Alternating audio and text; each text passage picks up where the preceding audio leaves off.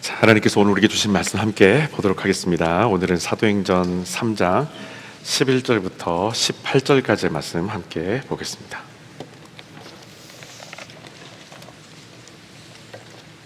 사도행전 3장 11절부터 18절까지의 말씀. 자, 우리 함께 한 목소리로 봉독하도록 하겠습니다.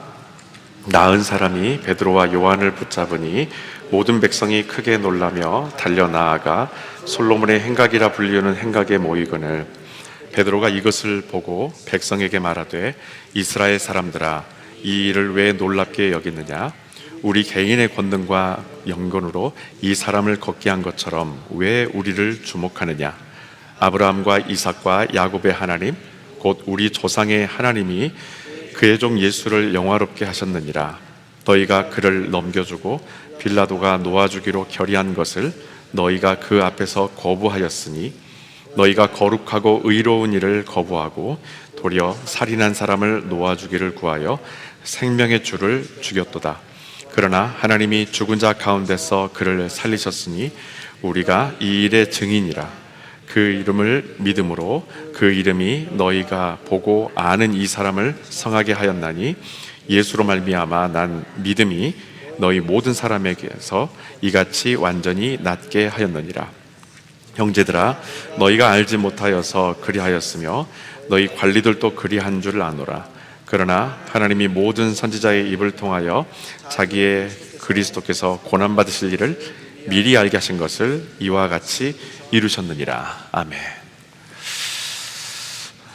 기적을 체험한다는 것은 예수가 믿어지지 않는 분들에게는 정말로 중요한 인생의 터닝 포인트입니다. 기적이라는 것이 한 사람의 삶을 완전히 바꿀 수도 있고 그 사람의 인생을 다른 방향으로 이끌 수가 있습니다. 그렇기 때문에 감성적인 사람이든 이성적인 사람이든 간에 기적은 누구에게나 다 필요하고 또 그만큼 자신의 생각과 가치관을 바꾸기에 충분한 영향력을 갖고 있는 것이 바로 기적입니다. 그런데 이 기적에는 함정이 있습니다. 자, 오늘 여러분들 우리가 보고 있는 이 사도행전 3장의 말씀에 보게 되면은 태어날 때부터 선천적으로 장애를 입어서 걷지 못하는 병자가 등장을 하게 되는데 이 병자가 엄청난 기적을 경험하게 돼요.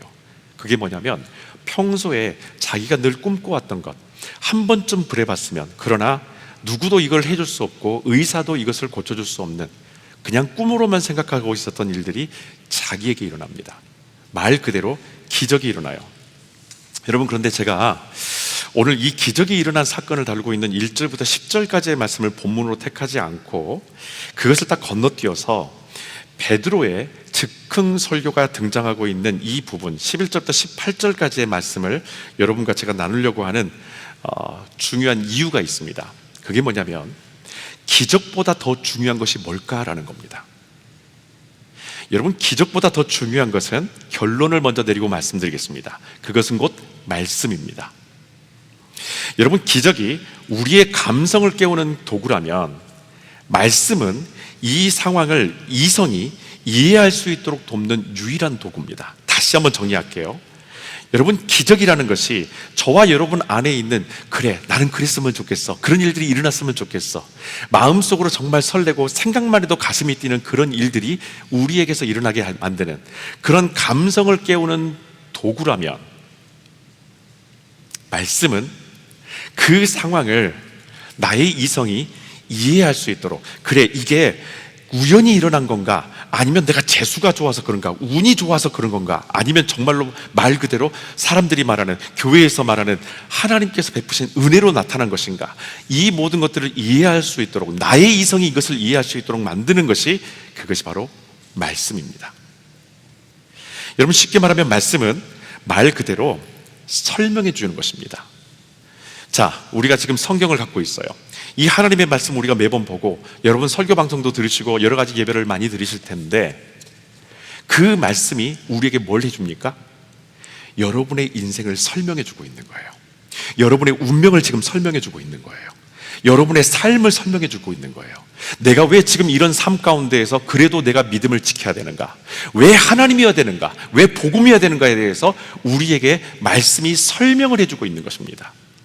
그러니까 말씀이라는 것이 나에게 일방적으로 주어지고 나는 그것을 일방적으로 순종하면서 그 말씀을 따라야 된다, 그런 방식으로 이 말씀을 이해하지 말고, 말씀이라는 것은 나의 인생을 지금 설명해 주고 있는 것이구나, 나의 평생의 삶을 설명해 주고 있는 것이구나. 여러분, 이렇게 말씀을 여러분들이 접하시면 좋을 것 같아요. 만약에 우리가 체험한 것들에 대해서 누군가 설명해 주지 않으면 결국은 그 사람은 기적을 계속 기대하게 될 것입니다. 또 다시 이런 기적이 나한테 일어났으면, 또 다시 나한테 이런 기회가 왔으면, 설명은 할 수 없지만 나에게 이런 일이 일어났으니까, 그래, 내가 이렇게 하면 또 비슷한 일이 일어나지 않을까, 내가 이런 방식으로 내가 기대하게 되면 이런 일이 일어나지 않을까, 그런 기대감을 자꾸 꾸게 돼요. 그 기적만을 자꾸 바라게 됩니다. 그리고 결국에는 신비주의자가 됩니다. 그래서 말씀이 중요하다는 거예요. 여러분, 사도행전에는 병을 고침받은 이 사람의 이름이 뭔지에 대해서는 여러분 어떻게 나왔는지 한번 여러분 찾아보십시오. 뭐라고 되어 있죠? 역시 수준이 높아요. 안 찾아보잖아요. 없는 걸 알고. 이름이 나오지 않아요. 성경에는요, 이 사람의 이름이 나오지 않습니다. 근데 좀 이상하지 않아요? 초대교회에 일어나는 첫 번째 사건과 기적인데, 이 중요한 사건에서 사람이 분명히 태어날 때부터 일어나지 못했던 사람이 기적으로 일어났는데, 이 정도의 기적이라면 이 사람의 이름 하나 정도는 기록해줘도 되지 않을까 싶어요. 근데 누가는 사도행전을 기록하면서 이 사람의 이름을 그냥 빼버립니다. 그냥 성경에는 걷지 못한 사람 또는 나은 사람이라고만 이 사람을 설명하지 이름을 부르진 않아요. 여러분, 저는 약간 이게 의도적이라고 생각을 합니다. 누가가 사도행전에서 시작하면서 무슨 얘기를 하고 싶어 했었냐면, 성령께서 우리 안에서 역사하셨을 때 무슨 일이 일어나는지 거기에 포커스를 맞춰서 지금 설명을 계속 해주고 있어요. 근데 이 포커스가 사람에게 집중되지 않도록 이 사람의 이름을 그냥 빼버린 것 같다라는 겁니다. 다시 말하게 되면, 우리가 지금 기대하고 있는 모든 은혜의 기적은 누구에게든지 일어날 수 있기 때문에 이 사람의 이름, 특별히 고유명사를 쓰지 않고 보통명사를 씁니다. 그냥 그 사람. 여러분, 여기 있는 모든 우리 모두가 보통명사예요. 하나님 앞에서 우리는 보통명사입니다. 그렇기 때문에 우리에게는 얼마든지 은혜의 역사가 나타날 수 있다는 겁니다. 오늘 사도행전은 그 이야기를 먼저 해주고 싶어 했던 거예요. 자, 11절에 여러분 말씀 보시게 되면, 나은 사람이라고 이 사람에 대해서 이야기하죠. 나은 사람이 베드로와 요한을 붙잡았다. 소위 말하면 이 사람을 자꾸 따라다니는 거예요. 심정적으로 이해가 되죠? 여러분, 그렇다면은 치료된 이 사람은 지금 감성적인 상태인가요? 아니면 이성적인 상태일까요? 어떻게 생각하세요, 여러분? 지금 이렇게 정말 나를 붙여주셨네, 저분이 나를 고쳐주셨네 하면서 베드로와 요한을 따라다니는데, 지금 이 상태가 감정이 충만해서 감정적인 상태로 쫓아가는 겁니까? 아니면은 이성이 이 사람을 쫓아가게 만듭니까? 여러분, 이것은 영성에서 오는 반응이에요. 3절의 말씀을 보시게 되면, 제가 읽지는 않았지만 베드로와 요한이 성전에 들어가려 함을 보고 이 사람이 구걸했다라고 말합니다. 여기서 구걸했다라는 것은 뭘 말합니까? 감정적으로 그 사람에게 뭔가를 얻어내기 위해서 자기를 보였다라는 거예요. 나의 모습이 이렇다라는 겁니다. 나는 불쌍한 사람이라는 거예요. 여러분, 운전하시고 가다가 인터섹션에서 간혹 가다가 홈리스 피플들이 종이를 들면서 헝그리하다, 돈 있으면 돈 좀 달라, 음식 좀 달라 하면서 이렇게 서 있는 사람들이 있잖아요. 무엇을 보여주는 겁니까? 또 어떤 사람 보시게 되면은 저희 동네에 있는 슈퍼스토어에 한 번씩 홈리스 피플이 입구에서 이렇게 푹 주저앉아가지고요, 종이떼기를 옆에다 글을 써놓고 그냥 가만히 누워서 그냥 눈 감고 계시는 분들이 계세요. 감정적으로 사람들에게 호소하는 거예요. 지금 이 병자도 베드로를 만났던 바로 그 장면이 평소에 그가 성전의 미문에 있으면서 하던 그들의 일이었습니다. 감정적으로 사람의 마음을 자꾸 움직이려고 했던 거예요. 뭔가를 얻어내기 위해서. 그랬던 이 사람의 감성이 이성을 가지고 있는 그 모든 상황과 자꾸 부딪히기 시작합니다. 여러분, 사람이라는 것은 감성과 이성을 모두 다 가지고 있어요.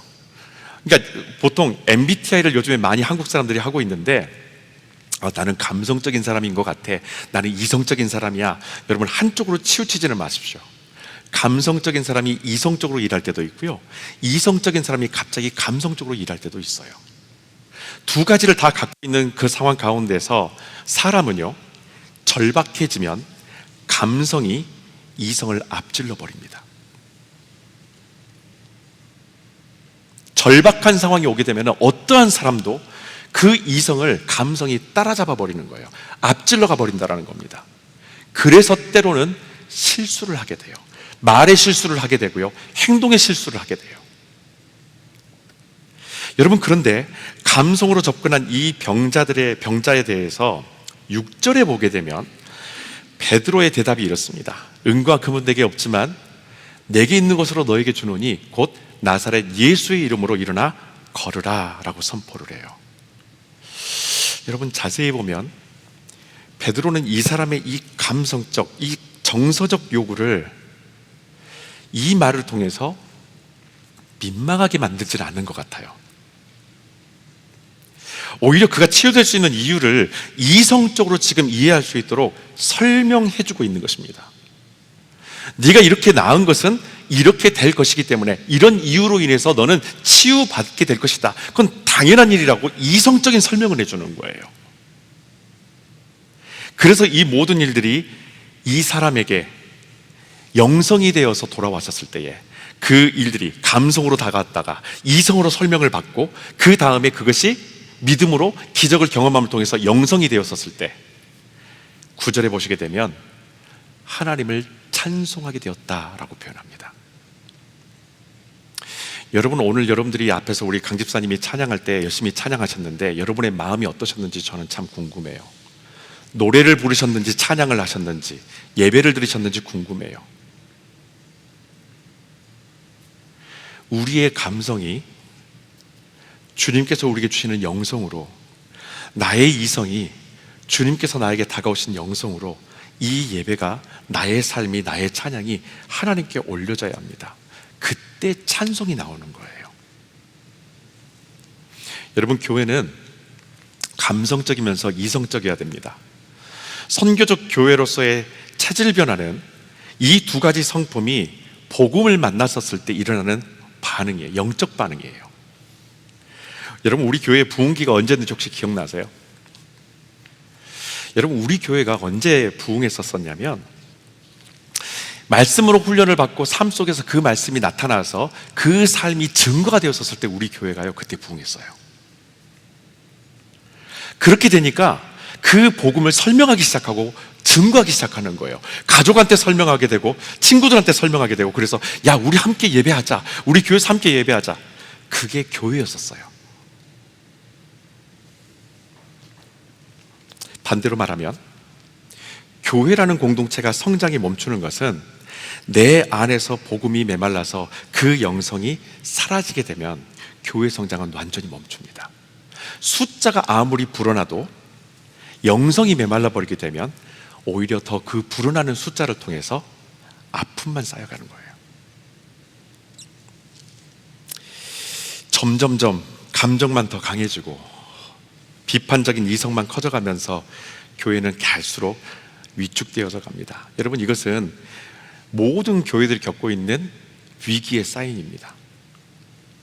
더 명확하게 말하면 교회 자체의 문제가 아니라 성도 개개인의 신앙 점검이 절실히 필요하다는 거예요.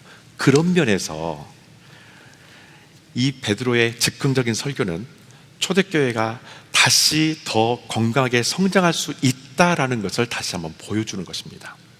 여러분, 한번 생각 한번 해보세요. 어찌 보면은 초대교회가 더 부흥할 수 있는 최적의 지금 조건이 지금 아닐까 싶어요.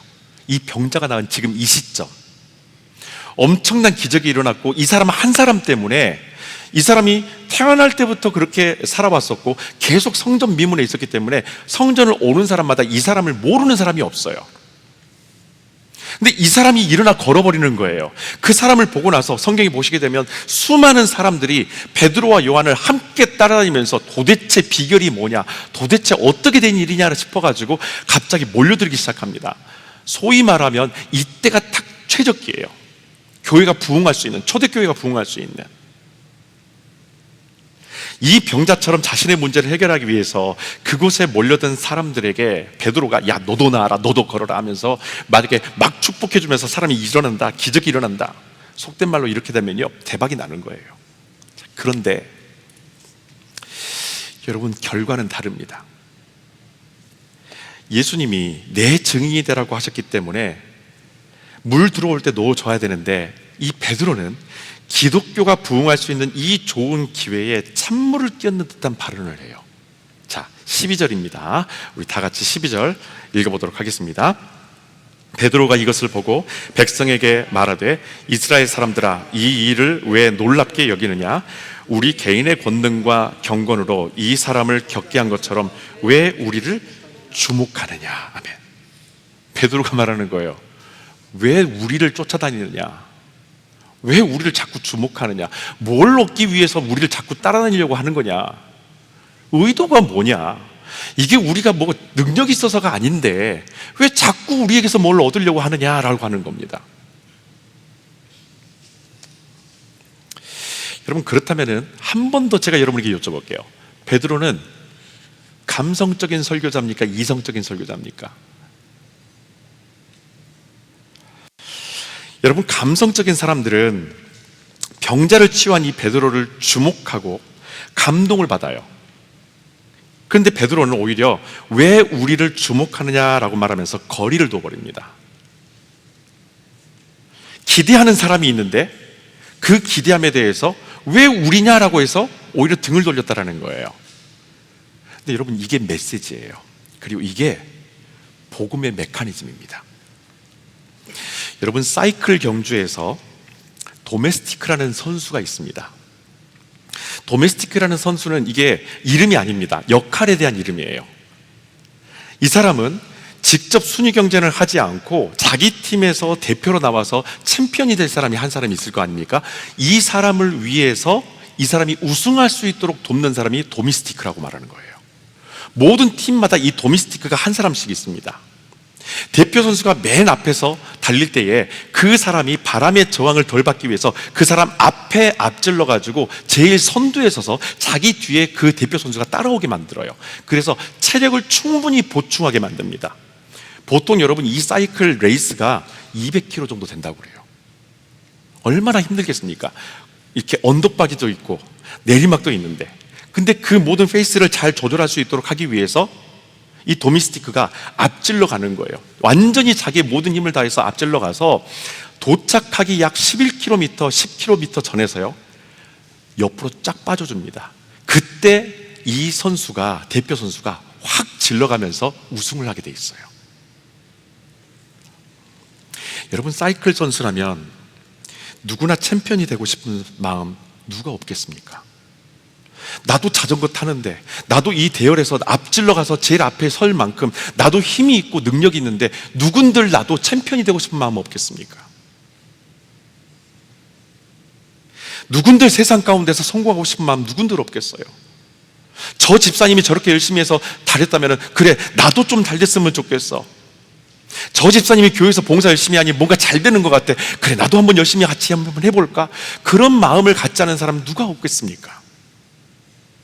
내 인생 한번 예수 믿고, 아니 내 인생 한번 어떤 방법으로든지 성공 한 번만 느껴봤으면 좋겠어. 아니 성공은 아니더라도 적어도 이렇게만 힘들진 않았었으면 좋겠어 라는 마음 누가 안 갖겠습니까? 여러분, 그런데 이 도미스티크 선수들은 챔피언 한 사람을 만들기 위해서 영광의 그 자리를 기꺼이 포기합니다. 왜냐하면 이것이 아무나 할 수 없는 중요한 사명이라는 것을 자기는 알고 있기 때문에, 그래서 그 자리를 내어주는 거예요. 예수 그리스도가 저와 여러분의 도미스티크입니다. 15절의 말씀 보시게 되면 베드로가 이렇게 말합니다. 너희가 생명의 주를 죽였다. 예수를 우리가 죽였다. 너희가 죽였다. 그렇게 하면서 이스라엘 책망하는데 16절에 곧이어서 이렇게 말합니다. 예수로 말미암아 난 믿음이 너희 모든 사람 앞에서 이같이 완전히 낫게 하였다. 너희가 죽였는데 너희가 죽였던 그 예수가 다시 되살아나셔서 우리를 살리셨다. 우리를 영화롭게 하셨다. 우리에게 영광을 얻게 하셨다. 자신을 희생해서 우리가 크리스찬으로서 마지막까지 완수할 수 있도록 여러분, 예수님께서는 도미스티크가 되어주십니다. 우리가 하나님 앞에 나아갈 수 있도록, 충분히 우리가 그 저항을 이겨낼 수 있도록 우리 앞장서 계셔서, 나의 시련 앞에 서 계셔서 나에게 말씀을 주시고 나를 따라오라고, 너의 십자가를 지고 나를 따라오라고 도미스티크가 되어서 앞서다 줍니다. 그리고 하나님 앞에 나가는 그 순간에 그분께서 자리를 비춰주십니다. 네가 이제 아버지 앞으로 나아가야 돼. 이제 너의 차례야. 이제 너의 시간이야. 그래서 주님께서는 그 영광을 우리가 하나님 앞에서 얻게 하신다라는 거예요. 이것이 복음의 메커니즘입니다. 말씀은 저와 여러분이 그 하나님 앞에 잘 설 수 있도록, 온전히 설 수 있도록 만드시는 거예요. 여러분, 사람은 누구나 자신이 꿈꾸는 성공이 있습니다. 이것이 우리가 가지고 있는 감성적인 꿈이에요. 그런데 이성적으로 바라보면 어떻습니까? 불가능하게 자꾸 느껴지는 거예요. 감성적으로는 꿈꾸고는 있지만 이성적으로 생각하면 아우 되겠어? 그러니까 자녀들한테도 자꾸 핀잔을 주는 거예요. 야, 네가 그렇게 해가지고 되겠냐? 꿈은 크다마는 야, 네가 그렇게 공부해가지고 네 성적으로 그렇게 할 수 있겠냐? 교회 가서 수련회 가서 아이들이 은혜를 받고 돌아와요. 그 은혜를 받고 돌아와서 아빠, 엄마, 이번에 제가 은혜를 받았어요. 하나님께서 이런 마음을 주고 이런 사명을 감당할 수 있는 사람 되게 해주셨어요.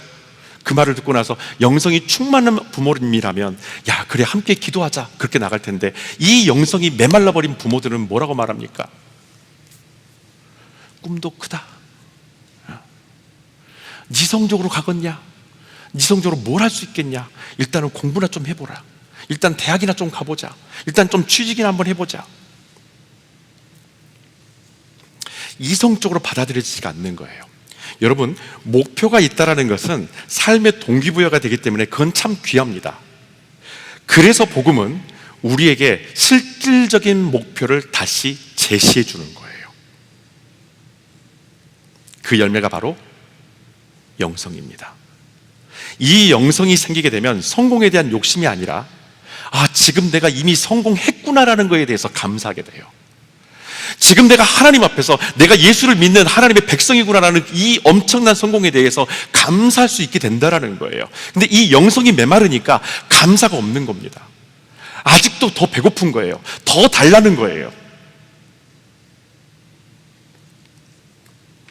여러분, 영성이 있는 크리스찬이 되기 위해서 제가 여러분에게 세 가지만 말씀드리고 정리할게요.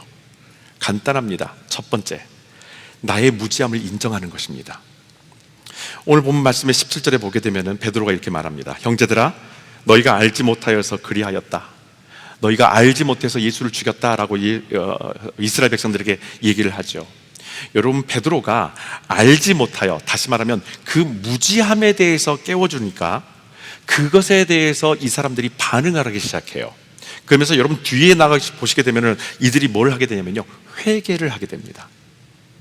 무지함을 깨닫는, 내가 몰랐던 것을 깨닫게 되면, 그것을 인정하게 되면 새로운 출발이 거기서부터 시작될 수 있는 회개가 시작돼요. 회개가 없이는 절대로 우리는 변화될 수가 없습니다. 복음은 우리가 왜 회개해야 하는지 논리적으로 설명함으로써 저와 여러분의 이성을 깨워줍니다. 복음은 두리뭉실한 얘기가 아닙니다. 아주 정확한 얘기입니다. 그 연약함을 깨워줘서 우리의 이성이 그걸 받아들일 수 있도록 만듭니다. 보이지 않는 하나님, 한 번도 만나보지 않은 예수 그리스도, 그분이 존재하신다는 것을 내 이성이 받아들일 수 있도록 만드시는 것이 바로 복음이라는 것입니다. 왜? 그 복음은 살아계신 하나님의 역사이기 때문에. 두 번째로 여러분, 영성이 있는 크리스찬이 되기 위해서, 자, 나의 무지함을 인정을 했어요. 그 다음은 어떻게 될까요? 하나님이 나를 위해서 하신 일이 무엇인지를 seek, 찾아보십시오. 이게 바로 지성을 깨우는 역할이에요. 내 감성이 이성적인 설명을 통해서 지성에 대한 목마름을 갖기 시작합니다. 알고 싶다. 예수가 누군지 궁금하다. 도대체 저 사람은 예수를 믿으면서 저렇게 변했는데 도대체 뭘까? 여러분 18절에 선지자의 입을 통하여 미리 알리셨다라고 베드로가 얘기하죠. 성경을 보면 우리가 왜 죄인인지를 명확하게 얘기를 해주고 있어요. 그러니까 이것 때문에 회개가 진행이 되는 거예요. 여러분, 우리가 왜 죄인입니까? 우리를 왜 죄인이라고 하죠? 사사기 21장 25절에 보게 되면은 이렇게 얘기를 합니다. 그때 이스라엘의 왕이 없으므로 사람이 각기 자기의 소견에 옳은 대로 행하였더라. 나를 다스리는 사람이 누구예요? 지금 여러분을 지금 다스리고 있는 여러분 내면 안에서의 왕이 누굽니까? 좋은 왕입니까? 아니면 독재자입니까? 사사시대를 그렇게 표현합니다. 다스리는 자가 없어서 자기 멋대로 했었다. 그래서 여러분, 우리는 죄인이 되는 거예요. 내 안에 다스리는 자가 없기 때문에 우리는 죄인입니다. 그분이 하나님이셔야 되는데, 그분이 나의 왕이셔야 되는데, 그분이 나를 다스리시고 통치하셔야 되는데, 그 통치자가 없어서 나는 죄인인 겁니다. 심한 경우는 내 생각이 하나님의 생각이라고 착각하기도 해요. 자기 옳은 대로, 자기 소견에 옳은 대로 살아가는 사람, 그런 사람은, 그런 마음을 갖고 있는 사람은 마치 자기가 지금 생각하고 있는 이 상황들이 자기의 생각이 하나님의 생각인 것처럼 착각합니다. 나를 지금 다스리고 있는 왕이 누구신지 그분을 찾으십시오. 세 번째로, 자, 도대체 나를 향한 하나님의 계획이 뭘까? 하나님이 하신 일이 뭘까를 찾았다면 그 다음은 마무리입니다. 행동하시면 됩니다. 베드로가 우리가 읽지 않았던 19절에 너희가 회개하고 돌이켜 너희 죄 없이 함을 받으라. 이같이 하면 새롭게 되는 날이 주 앞으로부터 이를 것이다 라고 얘기를 하죠. 행동하라고 말합니다. 베드로는 예수 그리스도가 어떤 분이셨는지, 우리가 예수 그리스도께 무슨 짓을 했는지 이렇게 얘기를 해주면서, 이미 예언했었던 말씀이었는데 계획되었었던 하나님의 계획을 우리는 다 무너뜨렸었던 사람들인데 하나님은 그 계획을 포기하지 않으시고 계속 이루셨다. 그래서 너희를 만나주신 거다. 우리를 만나주신 분이시다. 그러니 이제 우리의 차례다라고 얘기를 하는 거예요. 가장 힘든 것이지만 영성으로 가기 위해서 우리의 이성과 감성이 함께 해야 될 것이 무엇입니까? 그것이 바로 순종, 행동입니다. 여러분, 우리는 감성과 이성과 지성을 모두 가지고 있어요. 어렸을 때 자라올 때는 감성으로 자라오다가 점점 그 안에 지성이 쌓이기 시작합니다. 학교를 다니면서 여러 가지 많은 것들을 배워요. 인생을 통해서 많은 실패와 성공을 통해서 많은 인생을 배웁니다. 그러면서 어느 순간에 세상을 살아가는 세상 가운데 주역으로 나타났었을 때는 이성이 내 삶을 자꾸 움직이려고 합니다. 이건 될 것 같아, 이건 안 될 것 같아 하면서 미리 모든 것을 다 갈라버립니다. 근데 여러분, 교회 다니는 우리는 어떻습니까? 예수 믿는 우리들은 어떻습니까? 복음 안에 있는 어떻습니까? 이성으로는 안 된다고 생각하는, 불가능하다고 생각하는 그 문제를 가지고 우리는 기도합니다. 하나님, 분명히 내 생각에는 내가 할 수 있는 영역 안에서는 이건 안 되는 일인데 주님이 말씀하시면, 당신의 계획이 여기 있으면 저는 될 것으로 믿습니다. 아니, 당신의 뜻이 무엇인지는 저는 너무나 궁금합니다. 이것을 찾아가는 것이 신앙생활입니다. 어느 한쪽의 사람은 우리는 아닙니다. 이성적인 사람이든 감성적인 사람이든 지성적인 사람이든 어떤 것도 아닙니다. 이 모든 것들이 내 안에서 복음을 만나서 영성이 될 때에 베드로처럼 저와 여러분은 누군가를 살릴 수 있는 사람, 그리고 예수가 살아있다는 것을 증거할 수 있는 증인이 될 수 있습니다. 그런 사람이 되보시지 않겠습니까? 기도하겠습니다. 이 시간에 주신 말씀 붙들고 함께 여러분 각자에게 성령께서 주시는 그 마음을 쫓아서 함께 기도했으면 좋겠습니다. 우리를 깨우실 것입니다. 깨우실 때에 그 복음을 만나서 영성이 되기를 원합니다. 함께 기도하며 나아가겠습니다. 기도하겠습니다. 할렐루야. 아버지 하나님 감사합니다. 주의 은혜를 아버지 쫓아 살아가는 저희들을 주의 은혜 가운데 불러주시면 감사합니다. 아버지 하나님 이곳에 주님께서 인자하여 주시옵고 주님의 마음을 넉넉히 함께 하실 줄을 믿습니다.